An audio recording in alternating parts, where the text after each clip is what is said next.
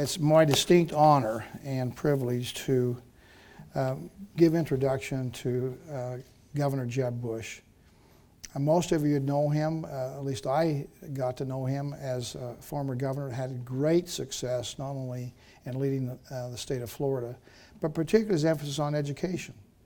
That's why he's here today, to share some of his wisdom and what he's gained from his experience over the past number of years. You'd recall that he also ran for president of the United States and did a great job in, again, putting education at the forefront in his campaign, and what we could do and learn as a country by looking at what he had done in Florida in streamlining government and making it more efficient, more effective.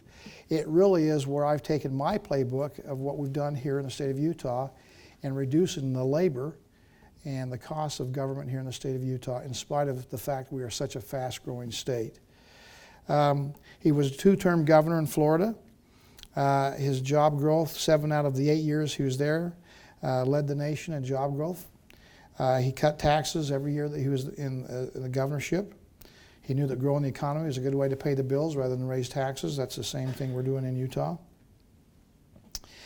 He also made headway in newspaper headlines for education and Medicaid reform. Again, something we've tried to emulate and copy here in the state of Utah. He put into place what was called Empowered Care in June of 2006 in Florida.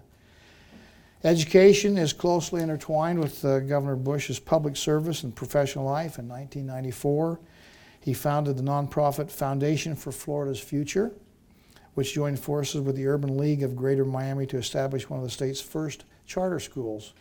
And now they have nearly 15% of their education system is charter schools. We're at 11% in the state of Utah. He also served as co-chairman for his mother's, Barbara Bush's, Foundation for Family Literacy that I mentioned earlier. He founded and is chairman of ExcelinEd, which is a nationwide organization helping us with competency-based education and training. The son of former President George Herbert Walker Bush. I always like the Herbert part particularly in his name. And Barbara Bush.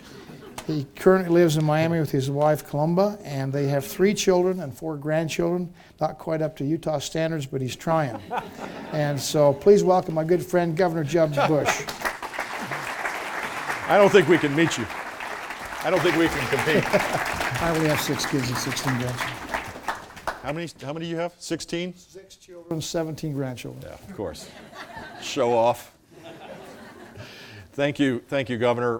What a great job your governor has done in concert with the legislature and people here in Utah. This is a state that is hopeful and optimistic and on the move.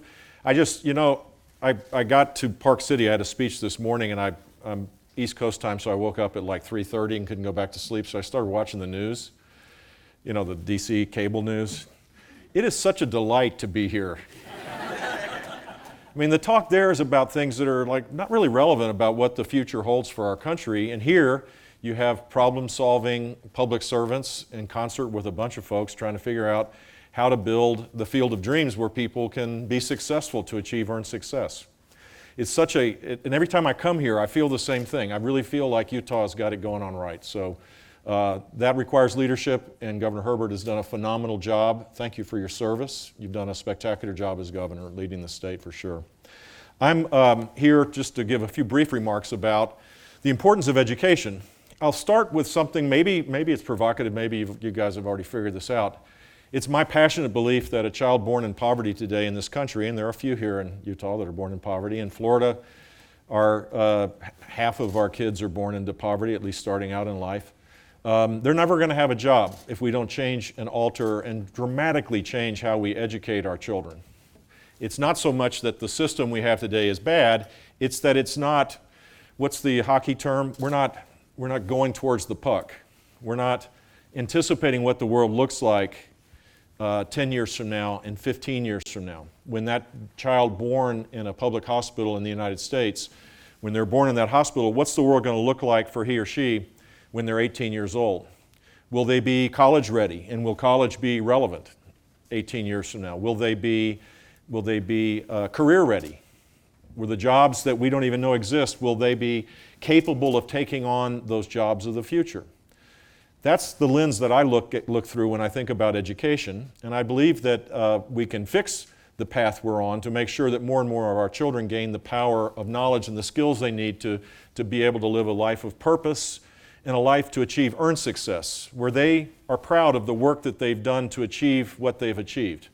That's always been the American way, and that's somewhat at risk today because of this convergence of big data analytics, automation, AI, all these things converging at warp speed all at once is creating massive disruption, and yet the systems around us really haven't changed that much.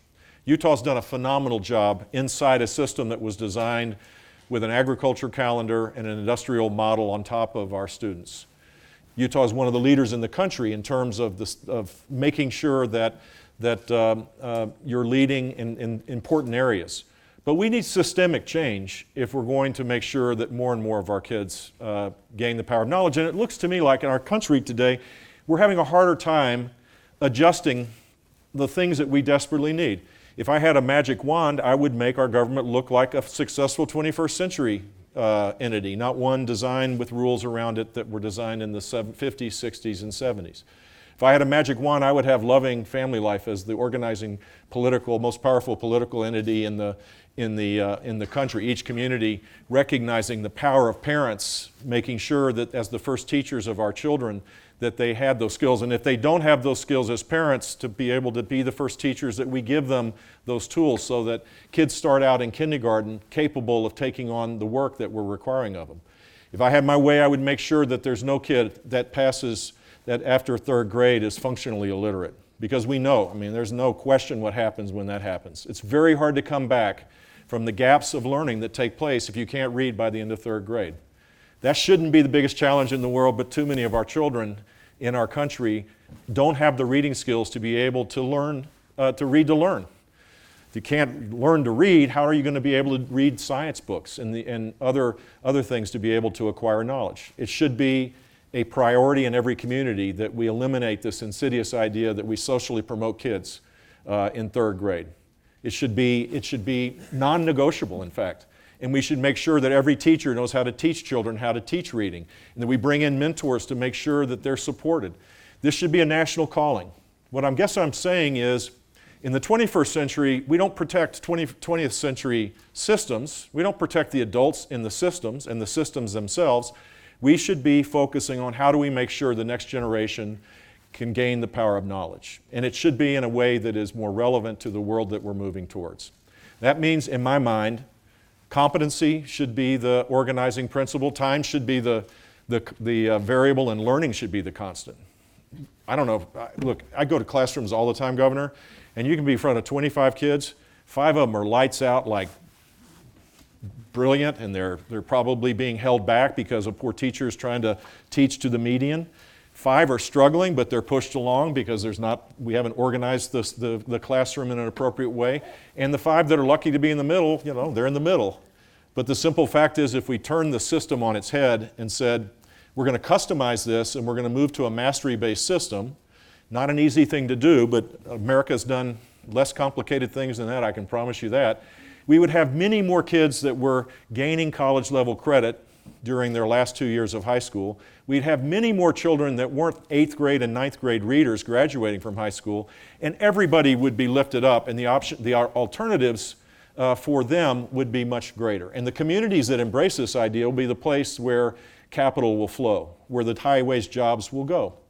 And as I said, Utah is on the cutting edge of this. Utah is poised to be one of the leaders in our country. So moving to a competency-based system has to be part of this. Customizing the learning experience away from the adults and recognizing that each child has God-given abilities, and it's up to us to organize ourselves around them, not for them to get in line to follow the prescripts of something that was organized 60, 70, 80 years ago.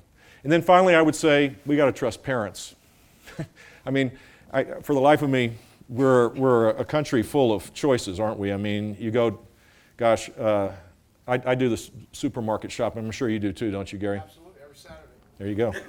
It's a good way to stay connected with people. It's a good way for them to let you have it too. That's what I remembered as governor. I'd go and they'd give me an earful. But it's interesting when you go to supermarkets today and see what the abundance of choices are. You can take milk, for example. We have homogenized milk, we have skim milk. We have milk that's not milk. We have almond milk. We have coconut milk. We have chocolate milk. We have literally, last week I did this, there were 40 different versions of things that are not even milk anymore, but we call it milk. The choices we have, the abundance of choices we have as consumers in our country is amazing. But yet when we think about the choices to customize the learning experience for our children, those choices begin to get narrowed really quick. And I think for a 21st century education system, we need to break the mythology that somehow this is going to destroy public education and focus on making sure that every child can reach their God-given abilities, which means that some children may be in a better place in a private setting. Other kids that have learning disabilities may need specialized care. Some can learn at an accelerated rate, and they ought to be able to do that. In that system, we would have an explosion of learning that would make sure the United States leads the way. So I've got a great life. I've got a great wife. I've got only 4 grandkids. It makes me so mad. Governors are always competitive. There's no way I'll ever catch you. It's like, I have a blessed life, but I spend a lot of time on this because I do think that, put aside all of the fighting and the throwing of punches in D.C. where nothing gets done, in state capitals, there are a lot of good people doing great work to be able to transform our education system to assure the next generation can learn. That's why I'm here, and that's why I appreciate being in Utah, because you guys are, there's a set of shared values here that is unique, and I hope you never lose it. I hope you stay focused on the future and that you bring people together to make sure that there's rising student achievement across this state. Thank you.